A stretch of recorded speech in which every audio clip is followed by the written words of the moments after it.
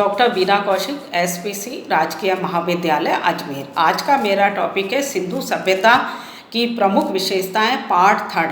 अभी तक 2 पार्टों में हमने सिंधु सभ्यता के बारे में और उसके प्रमुख विशेषताओं के बारे में देखा है।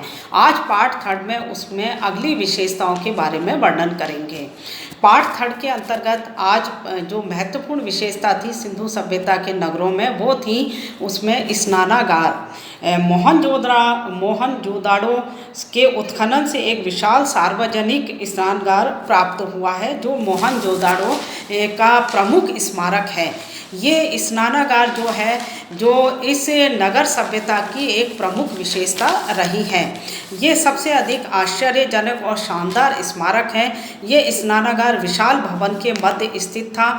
ये जलाशय पक्की ईंटों से निर्मित है, जिसमें प्रत्येक ओर जल तक पहुंचने के लिए दोनों ओर ईंटों की सीढ़ियां बनी हुई थी।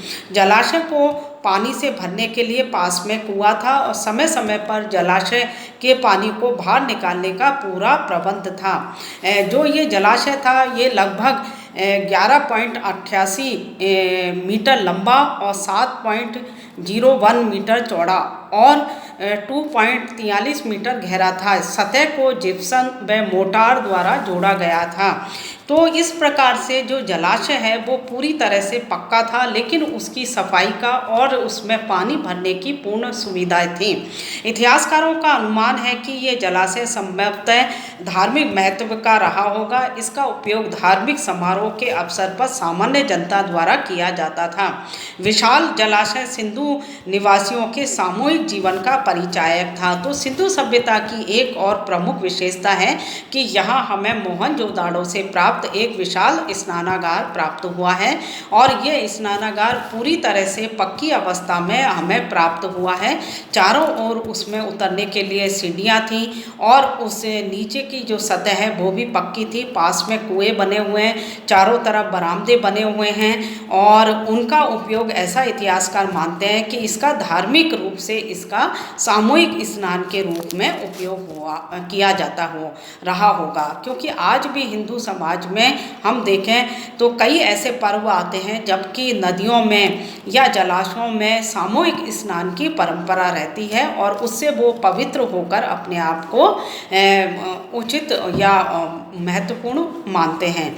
तो इसके अलावा अन्य महत्वपूर्ण जो विशेषता है वो है अगली, अन्य भंडार गृह, जिसको कि कोठार कहा जाता है।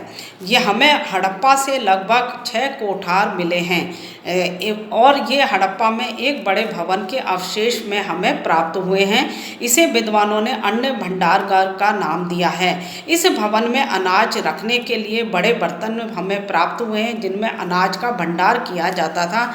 बाद में आवश्यकता अनुसार जनसाधारण को अनाज का वितरण किया जाता था। अन्य भंडारगृह सिंधु सभ्यता की एक सुनियोजित और कुशल प्रशासन तंत्र का प्रमाण थी। कोठार हम देखें हड़प्पा संस्कृति की एक विशेषता रही है। तो ऐसा माना जाता है कि ये बड़े बड़े मिट्टी के पात्र बनाए जाते थे, जिसमें कि सिंधु सभ्यता के निवासी उसमें अनाजों का संग्रह करते थे, और इन अनाजों का संग्रह जो राजकीय स्तर पर किया जाता था और उसको आवश्यकता अनुसार जनता में उसको वितरित किया जाता था। ऐसी प्रणाली रही होगी। तो ये अन्य भंडार से हमें पता चलता है। अगली विशेषता है सिंधु सभ्यता की सभा भवन। हमें ऐसे कई सभा भवन मिले हैं जो कि बड़े विशाल आकार के हैं। मोहनजोदाड़ो में हमें एक विशाल भवन के अवशेष प्राप्त हुए हैं, जो लगभग 80 फीट लंबा और 80 फीट चौड़ा था। इसका उपयोग किस रूप में किया जाता था, इस बारे में विद्वानों में मतभेद है। अधिकतर विद्वानों की राय है कि ये सभा भवन के रूप में काम आता था। बहुस्तंभीय सभा भवन जो कि प्रशासनिक कार्यों के लिए उपयोग में लाया जाता था, ऐसा विद्वानों का मत है। तो विद्वानों का ऐसा मत है कि एक जो विशाल भवन के अंदर हमें ऐसे सभा भवन जो कि स्तंभों से निर्मित हैं वो हमें प्राप्त हुआ है।